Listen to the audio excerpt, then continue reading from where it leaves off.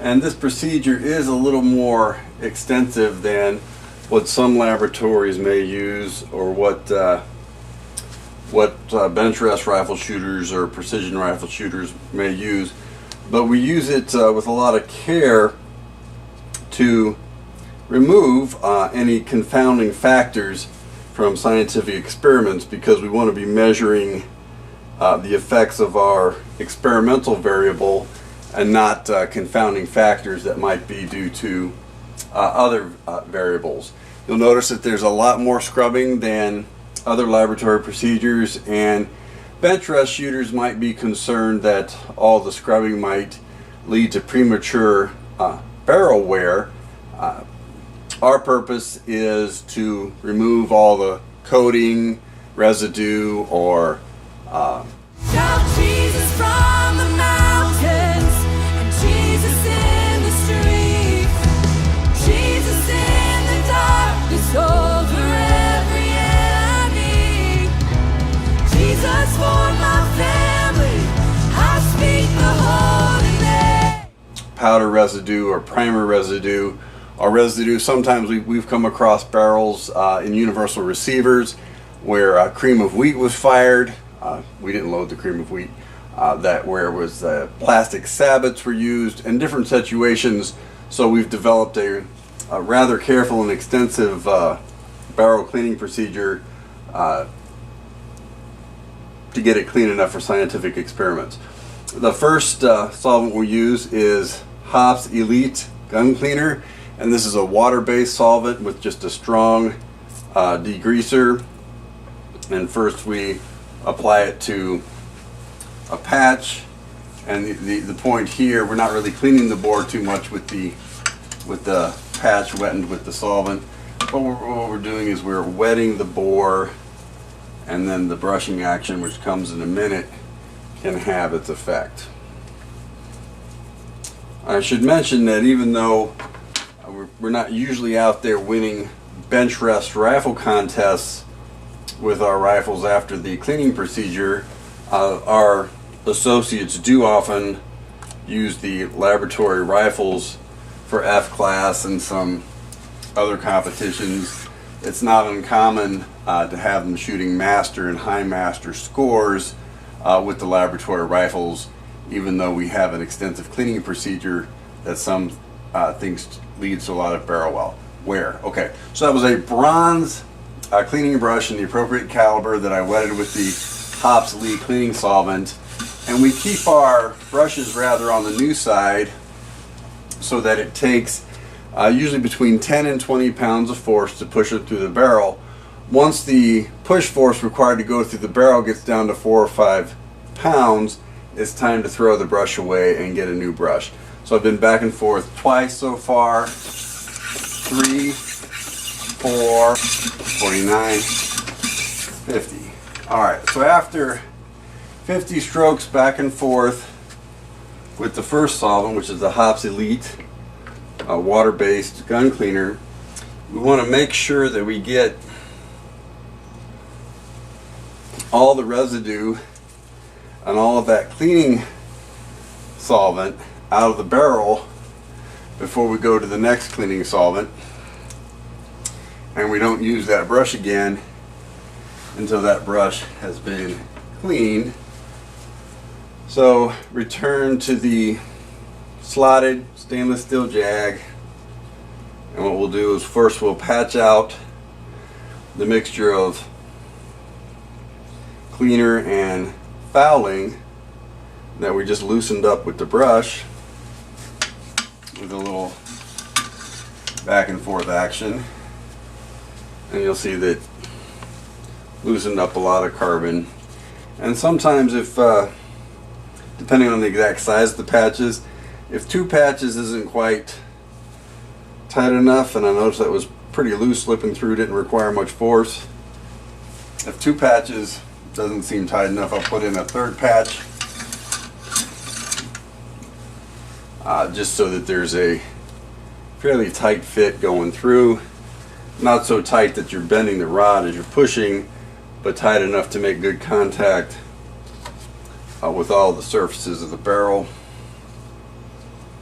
Alright, so after a couple of turns with clean dry patches, this is isopropanol 91% rubbing alcohol, available at any drugstore, and we're just going to push those patches through wet because we're trying to get all the fouling and all the solvent out from the first step of the cleaning process with the Hops Elite gun cleaner, and we don't want any of that solvent remaining in the barrel when we take our next step.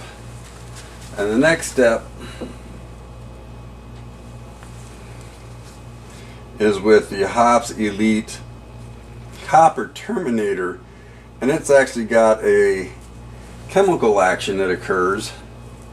So rather than just put it in and scrubbing immediately, we put it in, we make a note of the time, we let it sit for 30 minutes, and then after 30 minutes we'll come back and we'll scrub with the Hops Elite Copper Terminator applied to a bronze brush.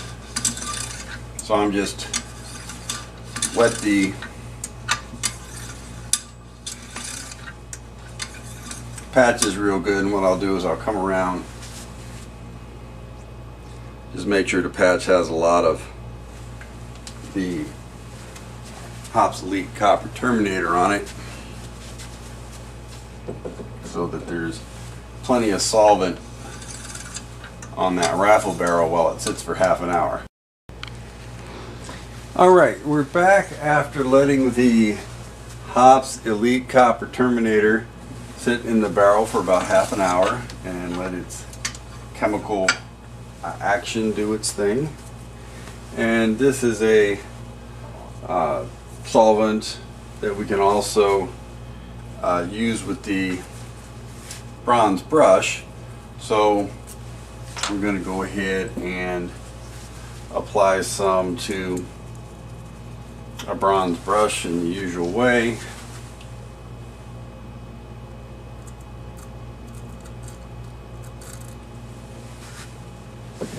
And just like we did with the Hops Elite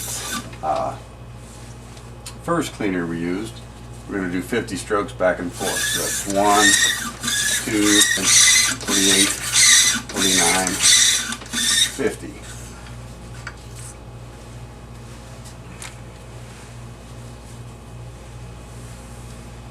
50. And now the idea is to work to get all of the that solvent and cleaner out of the barrel so that it doesn't get mixed up or intertwined with the next solvent that we're going to use, which is the Shooter's Choice copper remover, which is an ammonia and petroleum distillate based product. And one of the things that the Shooter's Choice does for us is it doesn't just react chemically with the copper so we can get it out, but it turns a brightly colored blue-green or aqua sort of color so that we can, by the color of the patch, infer how much copper fouling was left at that point. So that was the first set of patches, which is just dry patches. And after running through a couple dry patches to get the sort of fouling and the residue from the last solvent out, we run a couple of alcohol soaked patches through.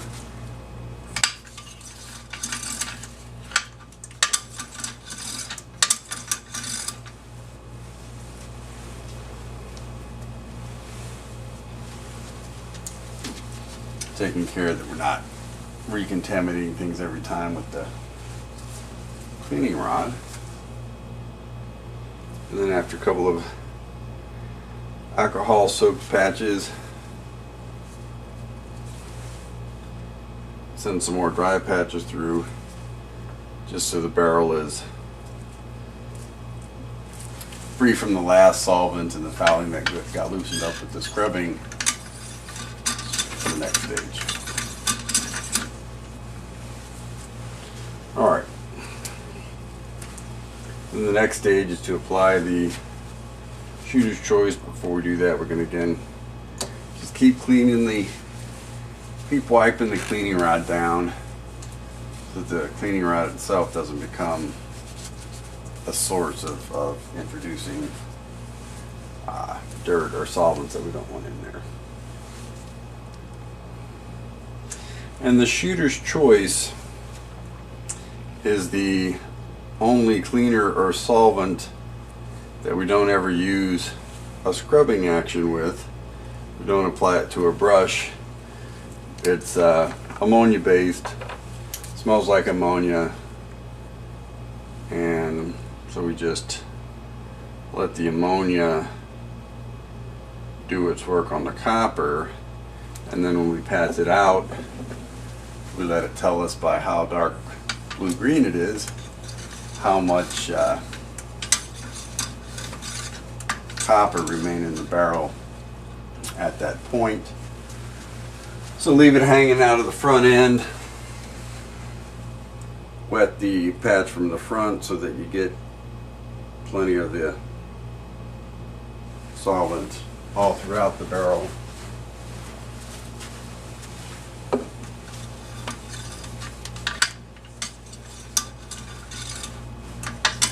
Alright, so just like we left the obsolete copper terminator in there for half an hour, we're going to now leave the shooter's choice copper remover in there for half an hour.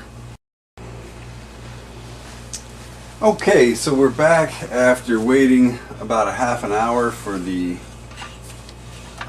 shooter's choice copper remover to sit in the barrel, and then we pull out the patches, and these are the patches that we inspect most closely to see how green they are.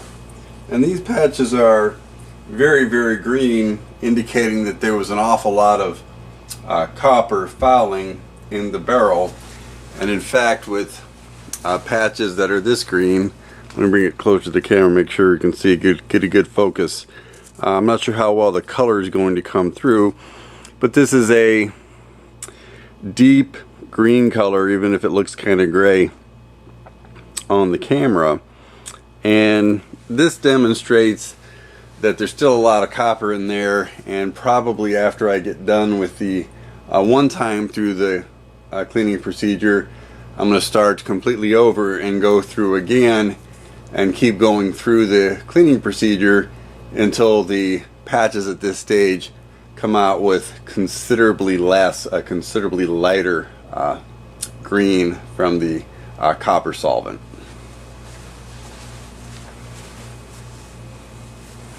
Alright, so even though we are going to circle back around and go through the whole procedure again from the beginning, I'm going to go ahead and run a few dry patches through, and running the dry patches through will help us get out all that copper solvent.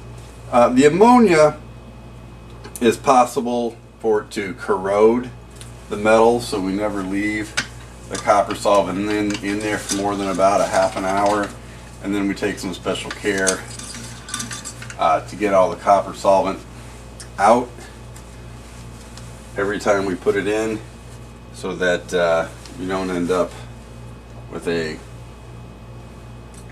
barrel corrosion. So, a little alcohol on a paper towel, wipe off the cleaning rod so we're not putting copper solvent back into the barrel through the cleaning rod. A few more clean patches, and these are going to be soaked with rubbing alcohol, 91% isopropanol, and this is just sort of acting as a solvent to help get the ammonia-based shooter's choice out of the barrel.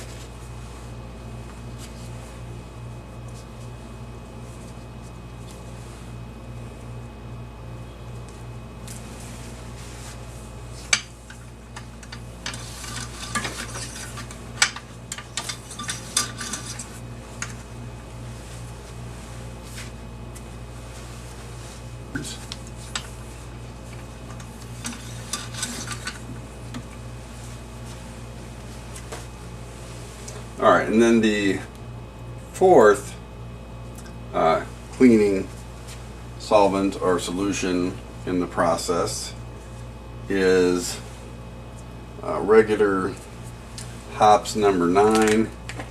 It's a really mostly a powder solvent, but it also allows for real good contact between the brush and the bore when we do the 50 strokes back and forth with the brushing of it, because in some cases you can have the copper fouling layered with powder fouling and primer fouling, and you need to get one layer of copper out to get powder and primer fouling underneath it, and then you get that layer of powder and primer fouling out, and there can be more copper, and so on. So the cleaning process tends to be iterative, using both copper and powder cleaners to get it all out. So once again, 50 strokes back and forth, 2, 3, 4, 5, 48, 49, 50. And one of the things I noticed when I was doing the brush strokes that time is that this brush is a little worn, and it doesn't take as much force to push and pull back and forth as a brush that fits a little better. So I'm going to go ahead and make that the last time this brush gets used, and the next time through we're going to substitute a brand new 30 caliber bronze bore brush for that one there. And you know, once again, I said this several times before, but I think it's worth repeating. Many times bench rest shooters and other riflemen are surprised with the amount of brushing that we do, thinking that the cleaning rod or other aspects of the cleaning procedure are going to cause premature wear to the barrel and destroy its accuracy. And that may well be the case if the goal is a bench rest rifle that shoots groups less than 0.2 minutes of angle. But this is a laboratory rifle, so you know, maintaining its half minute, 0.5 minute of angle accuracy is sufficient for the laboratory uses for which it's used. Things like armor testing, load testing, shooting into ballistics gelatin, measuring ballistic coefficients, and so on. 0.5 minute of angle is plenty accurate. And in fact, I remember some years ago there was a 5.56 NATO rifle barrel that we used extensively in friction tests and bullet coating tests and armor tests and so on, and it had been through this cleaning procedure dozens of times. And shortly after that, I took it out, same rifle, and placed first in a long-range precision rifle competition, because the rifle itself, with good match bullets or good varmint bullets, was still capable of half minute of angle accuracy. And a lot of times those contests come down to reading the wind, so you don't need bench rest accuracy. I don't usually shoot and haven't shot with any of the BTG research rifles in quite some time, but our associates take them out all the time to participate in long-range rifle competitions and the occasional bench rest rifle competition, and they place very well, oftentimes scoring 96-98% of the possible points, because with a good match bullet or good varmint bullet, even with this cleaning procedure, which seems excessive to some shooters, the rifles maintain a half minute of angle accuracy. The other thing I wanted to mention here is that another benefit of this cleaning procedure, in addition to just getting the bore clean and having repeatable scientific experiments so that you're measuring the control variable and not the confounding factor of what the barrel did last, is that you get extremely small velocity variations. Most of the loads, with a little careful load development and a good bullet, the velocity variations are typically in the single digits in feet per second. So having a consistently clean barrel and consistent barrel friction tightens up the standard deviation and the extreme spread of the velocity variations. Alright, so now just some more clean dry patches alternating with alcohol patches, and now my goal is to try and get out any residual fluids that were missed so that the bore is close to clean and dry. You'll notice I pulled the bore guide out, and I'm just running an alcohol patch back through, trying to get the residual solvents out.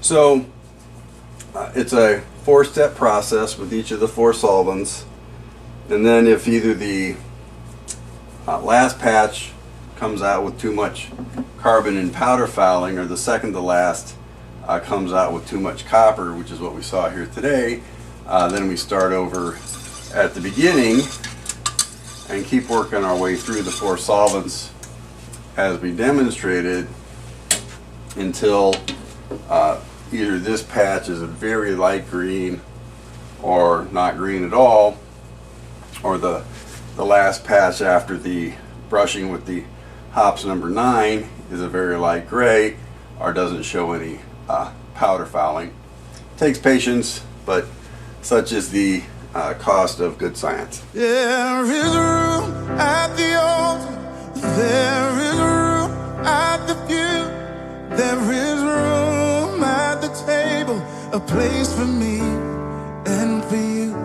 It's not about being someone else, there's healing in being true, but there is room at the cross for